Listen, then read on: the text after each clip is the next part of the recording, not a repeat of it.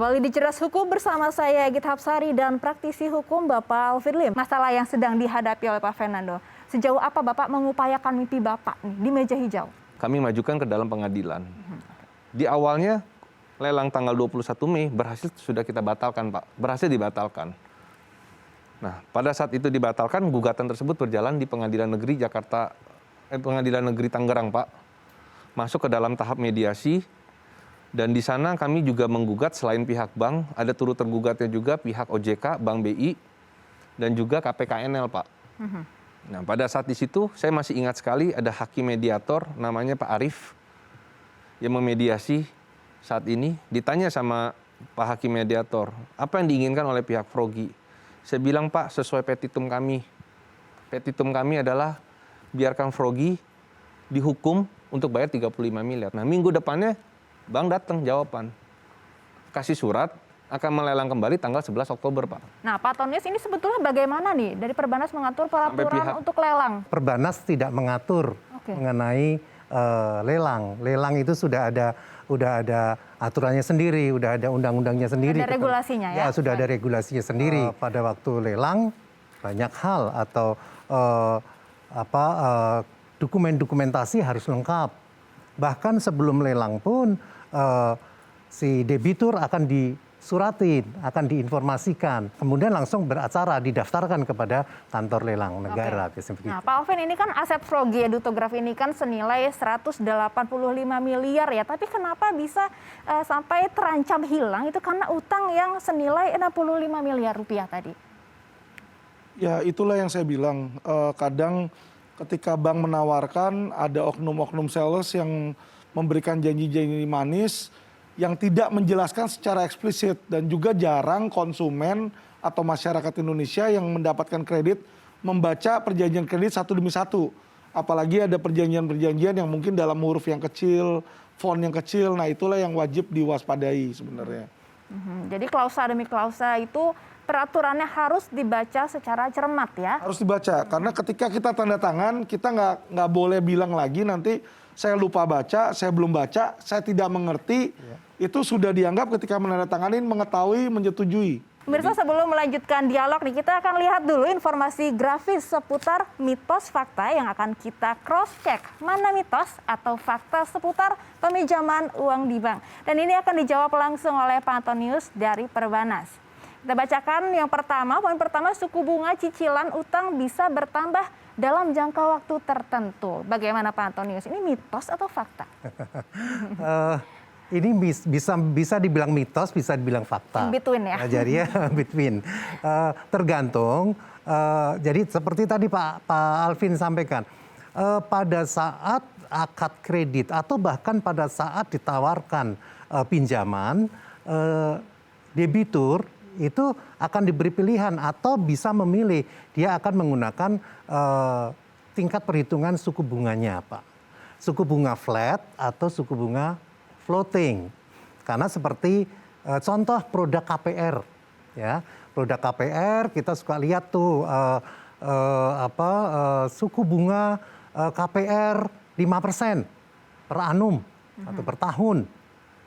Tetapi pasti ada keterangannya, ada bintangnya, fix 3 tahun. Artinya 5% itu untuk 3 tahun. Nah, setelah masuk tahun keempat akan masuk ke dalam tingkat suku bunga floating. Floating artinya mengikuti tingkat suku bunga pasar. Baik, nah, ini yang harus ditanya ya. Iya, ini yang harus dicermati. Ini yang harus dicermati. Baik, jadi bisa atau tidak mitos atau faktanya tergantung dengan peraturan dan ketentuan pada saat yang ada. Ketentuan di awal harus benar-benar dipastikan. Oke, kita lanjut ke poin kedua. Selanjutnya, jika tidak bisa bayar cicilan kredit, bank langsung masuk daftar hitam atau blacklist. Ini mitos atau fakta? Oke, daftar hitam. Oke, sebelum saya jawab mitos atau fakta, daftar hitam tentu saja dipakai untuk daftar hitam apabila Bank Indonesia pada waktu itu memiliki daftar satu produk yang namanya daftar hitam atau daftar hitam nasional.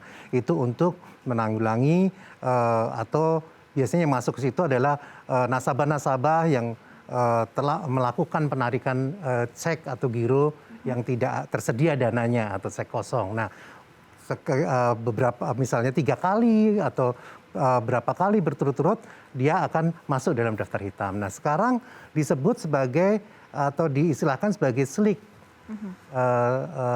SLIK yang dikelola oleh OJK. Nah, SLIK ini sistem laporan informasi kreditur itu dipakai untuk mencatat apa? Mencatat riwayat daripada debitur itu sendiri. Jadi tidak serta-merta orang langsung masuk daftar hitam atau SLIK-nya jelek. Karena untuk debitur kan kita lihat ada kita ketahui bersama ada 5 kolektibilitas kan. Kolektibilitas lancar, dalam perhatian khusus. Jadi track record ini sangat penting. Nah, ya, ini untuk Pak, track ya? record. Baik, kita lanjut ke poin ketiga, mitos atau faktanya, Pak. Poin ketiga ini, jika tidak bisa bayar cicilan kredit bank, langsung didatangi oleh debt collector. Ini mitos atau fakta, Pak? Kalau menurut saya ini mitos. Mitos ya? Kenapa? Firm mitos. Firm mitos. Karena tentu saja debitur pada saat dia telat membayar cicilan, tidak serta-merta langsung ada debt collector datang begitu ya. Diingatkan iya, ditelepon iya. Nah, bahkan setelah diingatkan melalui telepon, bank biasanya akan mengirimkan surat. Surat peringatan 1, surat peringatan 2, surat peringatan ketiga.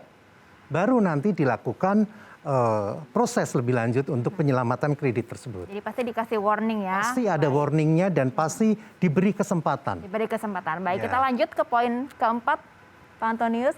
Poin keempat adalah Kantor Pelayanan Kekayaan Negara dan Lelang atau KPKNL bisa melelang aset tanpa surat keterangan pendaftaran tanah atau SKPT. Ini mitos atau fakta? Kalau menurut saya ini mitos, karena bagaimanapun juga kantor lelang negara diawasi oleh ombudsman. Dan mereka pasti juga tidak akan bermain-main dengan dokumen. Karena dokumen ini adalah, apalagi dokumen lelang ya, dokumen lelang masuk sebagai, ini adalah berkaitan dengan aset daripada pihak lain. Baik, nah terkait ini saya mau langsung tanya ke Pak Dadan dari Ombudsman nih. Dari pihak Ombudsman sendiri bisa dijelaskan apakah mungkin ini bank melelang suatu aset ini tanpa adanya SKPT tadi, Pak?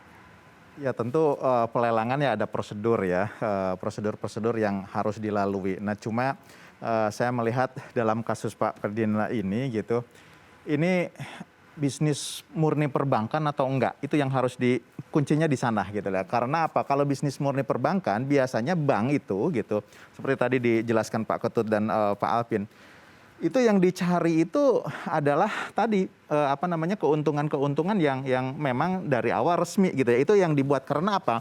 Prinsipnya gini, baik perbankan maupun pajak misalnya, dia itu akan, ini perumpamaan ya, dia itu akan mengambil bulu angsanya ya. Bulu angsanya itu yang diambil setiap saat, setiap waktu, bukan membunuh angsanya. Nah, dalam kasus Pak Ferdinand ini ya orang mau bunuh angsanya sepertinya gitu kan, bisa jadi ke sana. Karena apa? Kalau di bank justru ketika bulunya diambil, dia berharap tumbuh lagi, nanti ada keuntungan buat bank lagi dan sebagainya. Itulah bisnis murni perbankan. Itu makanya yang dicari adalah tadi bagaimana dia bisa membayar, itu aja gitu loh. Nah, tapi kalau ke hal yang lain gitu, misalkan asetnya diincer dan sebagainya, itu berarti tidak murni nih. Tidak murni, bukan keuntungan bank yang dicari, tapi ada hal yang lain. Dan yang memberi peluang itu biasanya, ini mungkin saya gambarkan ke publik ya. Biasanya itu selisih antara uang yang dipinjam dengan nilai aset itu yang terlalu besar. Nah, ini membuat para pelaku silumannya itu punya niat jahat. Jadi celah ya? Menjadi peluang gitu. Padahal ya misalkan ini kan kreditnya kan cuma 65 miliar, tapi asetnya itu gede. Nah, orang bisa mengincar asetnya itu. Jadi si banknya biasanya kan ketika dilelang hanya untuk menutupi keuntungan bank, oke udah selesai gitu. Tapi bisnis di balik itunya gitu yang tidak resminya dia ngincer aset. Baik, oknum-oknum ini sebetulnya hal yang menarik ya untuk diangkat ya. Kalau dari kacamata Pak Alvin sendiri melihatnya bagaimana? Ada oknum-oknum nakal nih, apakah ini bisa dibilang kejahatan kerah putih? Kalau menurut saya sudah ada oknum kerah putih ya di sini ya, karena yang dilakukan terhadap Pak Fernando itu sudah terstruktur, sistematik dan masif. Kenapa saya bilang seperti itu? Sudah ada kerjasama dari awal dari pihak bank, mungkin mereka melihat sebuah opportunity dari oknum ya, bukan bukan secara general. Dia melihat aset 180M, utangnya 60, sudah dibayarin lagi tinggal 30 di situ kan. Berarti kan istilahnya ada di bank itu nama LTV, loan to value. Loan to value-nya itu cuma sekitar 20% kalau saya lihat di sini. Jadi kalau dia ambil utang 20% itu nggak dibayar tapi dia bisa jual, itu untung mereka 5 kali lipat. Ya, jadi di sini ada, makanya kenapa yang tadi saya lihat ada kejanggalan diganti direksinya setelah dikeluarkan surat. Biasanya kalau direksi lama mengeluarkan surat, direksi baru mengikuti. Karena apa? Bank itu yang dipercaya adalah kata-kata mereka. Kalau sudah mengeluarkan surat, bilang jatuh tempo tanggal 31, dimajuin ke tanggal 13, ini sudah ada keanehan. Komitmen ya Pak ya, ada Komitmen komitmen. itu. Ya. Bisnis Etikat murni baik. perbankannya di Ya. situ. Ya. Bisnis Baik. kepercayaan, jadi adanya bisnis kepercayaan. Jadi komitmen itu yang harus dijunjung tinggi. Kalau saya- Baik, ini dia kalau ya saya pesan yang bisa tambahkan kita... sedikit, Bu Rigid, kalau saya Baik. boleh tambahkan tadi Pak Dadan katakan kan mengawasi OJK dan lembaganya Pak. Itu pada saat di pengadilan mediasi gagal, saya langsung datang ke OJK. Saya lapor tuh tanggal 1 Oktober, belum ada jawaban, 3 Oktober, 5 Oktober. Sampai akhirnya saya marah-marah di OJK karena nggak bisa ketemu orang. Semua harus cuman masukin surat. Akhirnya melalui koneksi saya ketemulah Direktur EPK Pak. Saya nggak sebut namanya. Saya disambut dengan Direktur EPK tanggal 7 Oktober. Saya jelaskan hal ini semua, dia cuma jawab satu. Pak, saya akan undang pihak bank dan akan saya fasilitasi. Karena Bapak sudah ada etikat baik dan bank tidak bisa melakukan lelang menjadi alternatif yang pertama. Tanggal 8 saya tunggu tidak ada, 9 tidak ada, akhirnya tanggal 10 kita meeting Pak. Oleh pihak bank tersebut. Yang saya harapkan adalah dari pihak OJK hadir. Saat meeting, pihak OJK tidak ada satu orang pun hadir Pak. Jadi kenyataannya seperti itu Tidak ya? ada, Oke. dan pihak dari bank tersebut, direktur utamanya tidak hadir, wakilnya tidak hadir, head-nya tidak hadir, GM-nya tidak hadir, supervisor yang hadir. Yang datang adalah level paling bawah Pak, yang datang level SAM. Dan saya pada saat tanya, saya bilang besok sudah lelang. Saya punya proposal untuk membayar dari pengadilan, itu bagaimana? Pak, saya nggak ada wenang, kata dia. Masukin lagi proposal saja. Saya bilang nggak bisa, besok sudah lelang. Pak Fernando, tenang, besok belum ada pembeli lelang. Saya bilang kalau kamu yakin, saya minta surat tertulis. Dia buat surat tertulis, saya ada suratnya. Tanggal 10 Oktober jam 11.20, belum ada pembeli lelang untuk lelang besok. Saya bilang kenapa ibu yakin? Ya Pak, kan harus masukin jaminan dulu 20 miliar 2 hari di muka. Ini udah tinggal nggak nyampe 24 jam kata dia. Ya sudah, karena atas dasar itu saya percaya Pak Dadan, Pak Ketut. Kenyataannya, esok harinya di kantor lelang Pak, barang kelelang Pak, bangunan tersebut. Dan yang menariknya lagi, Oke. kantor lelang tidak punya SKPT Pak. Oke, nah Pak Dadan ini gimana tanggapannya terkait Saya kasus kira ini? ini bagian yang memang perlu dicermati secara detail ya dalam hal pengawasan ini.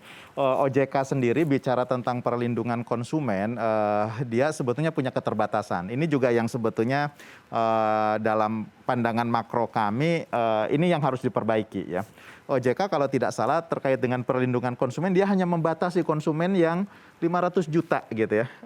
Di atas itu tidak terfasilitasi dengan asumsi mereka ya, OJK berasumsi bahwa mereka yang lebih dari 500 juta itu bisa membayar lawyer gitu ya, bisa membayar kasus sehingga bisa berperkara di pengadilan. Seringkali seperti itu. Padahal dalam konteks seperti tadi saya katakan di depan, ini konteks institusi negara ini jangan hanya melindungi konsumen, tapi melindungi masyarakat Juga melindungi secara umum. masyarakat Jadi secara luas ya, memang, baik. harus ada upaya-upaya untuk perbaikan regulasi. Tapi di luar itu sebetulnya di OJK kan ada direktorat lain ya yang terkait dengan mengawasi perbankannya ya, yang tadi bisnis banknya, bukan kasusnya. Tapi nanti penyelesaiannya biasanya agak tertutup ya.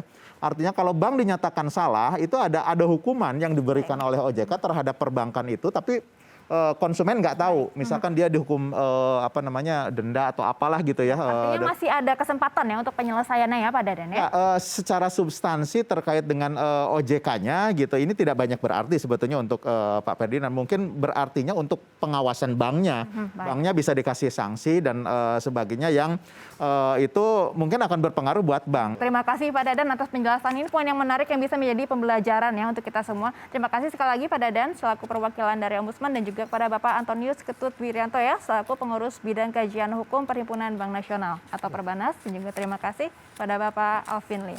Baik pemirsa, apa saja yang harus dilakukan masyarakat agar merasa aman saat pinjam uang ke bank? Sesaat lagi kami akan kembali, tetap di Cerdas Hukum.